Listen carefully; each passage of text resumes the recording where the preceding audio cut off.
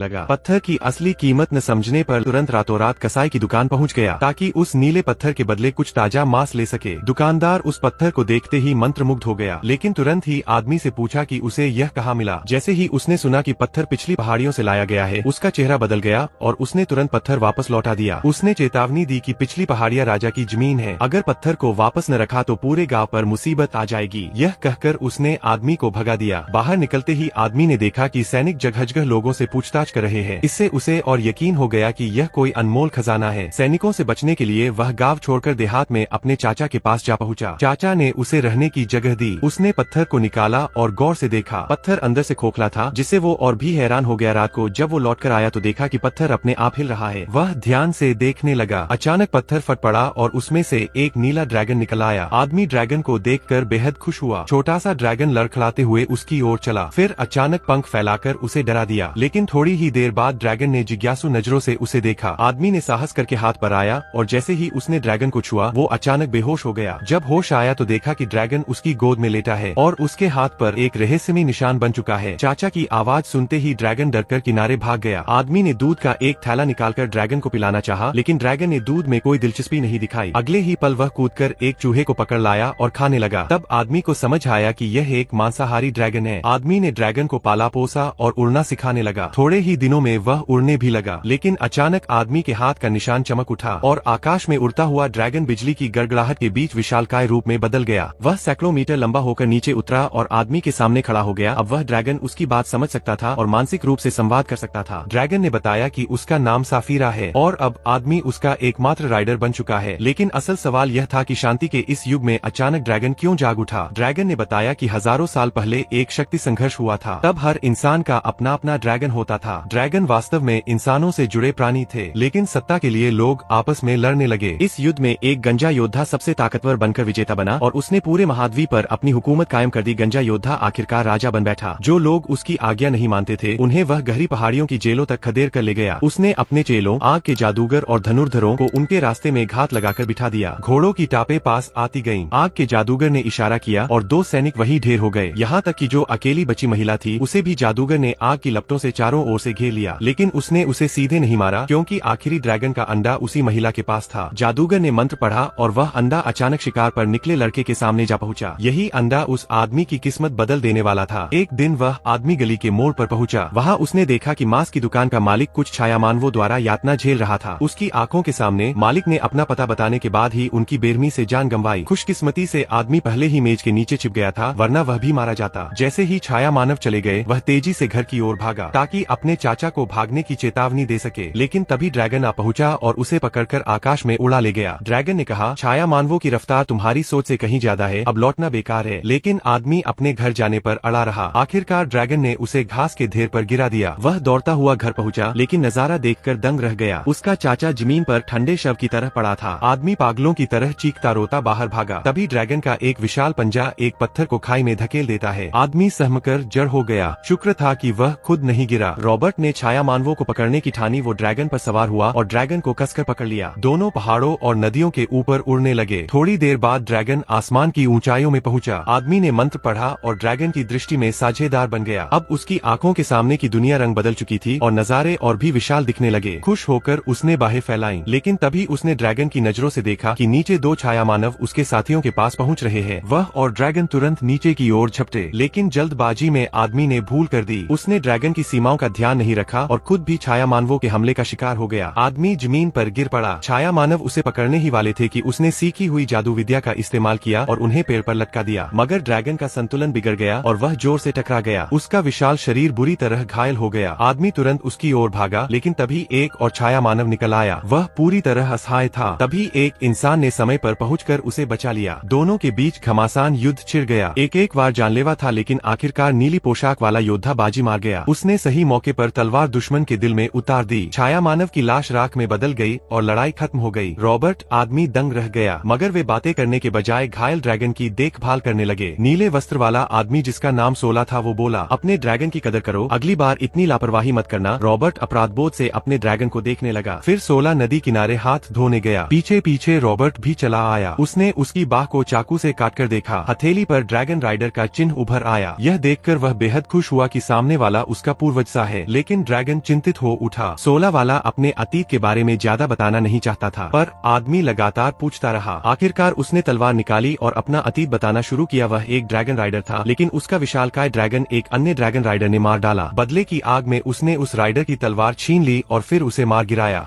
मैं उसके दिल में उतर गया। वह मरा तो उसका ड्रैगन भी मर गया। अंत में महल को छोड़कर उसके पास कुछ न रहा, इसलिए मैं भी उसके साथ चल पड़ा। उस दिन के बाद से ही 16 गहरे अपराध बोध में डूब गया। फिर रॉबर्ट के आगमन ने उसके दिल में दोबारा राजा को हराने की आशा जगाई। इसी बीच दूसरी ओर आग के जादूगर फायर मेज ने रॉबर्ट को पकड़ने के लिए एक ऐसी औरत का उपयोग करता है जो ड्रैगन गोले के जरिए सपनों में प्रवेश कर सकती थी। वह रॉबर्ट के सपनों में घुसकर उसे खुद चलकर फंसने पर मजबूर करना चाहता था। सपने में एक महिला की आवाज गूंजी, मैं माइमा केन हूँ, मैं अरीना हूँ, मिमा की रानी, तुम ही मेरे एकमात्र रक्षक हो, तुम ही मुझे बचा सकते हो। जागते ही रॉबर्ट तुरंत कपड़े समेटने लगा और निकलने की तैयारी करने लगा। भले ही 16 उसे बहुत रोकता रहा, लेकिन उसने कोई परवाह नहीं की। उसने 16 को धक्का दिया और सीधे ड्रैगन की ओर बढ़ा। 16 ने उसे बहुत समझाया, लेकिन वह नहीं माना। फिर वह ड्रैगन से बोला, मैं सवार हूँ, चलो। ड्रैगन मजबूरी में अपने पंख फड़फड़ाता हुआ उड़ने लगा, क्योंकि राजकुमारी इस समय गहरे संकट में थी। राजकुमारी को बचाने की बेचैनी से भरा वह युवक जल्दी ही उस काल कोठरी तक पहुँच गया जहाँ राजकुमारी को कैद किया गया था। फिर वह ड्रैगन से बोला, मैं अकेले ही जाऊंगा, क्योंकि अकेला आदमी छोटा लक्ष्य होता है, तुम्हारा विशाल शरीर हमें उजागर कर देगा। इतना कहकर वह छिपकर भीतर घुस गया। एक कमरे में पहुंचकर उसने ड्रैगन की दृष्टि का उपयोग कर राजकुमारी का स्थान खोज लिया। क्षण भर की लहरों के साथ ही उसने देखा राजकुमारी इसी कमरे में थी। तुरंत उसने ताला घुमाकर खोला और भीतर पहुँच गया। वह दौड़कर राजकुमारी के पास गया। राजकुमारी ने तुरंत कहा, भागो, यहाँ से भागो, लेकिन युवक अड़ा रहा। वह राजकुमारी को छोड़कर नहीं जाना चाहता था। तभी अचानक आग का जादूगर उसके पीछे प्रकट हो गया। वह हंसकर बोला, तू तो बड़ा मूर्ख निकला, इतनी आसानी से खुद मेरे जाल में आ गया। गुस्से से भरे रॉबर्ट ने तलवार घोंप दी, लेकिन जादूगर ने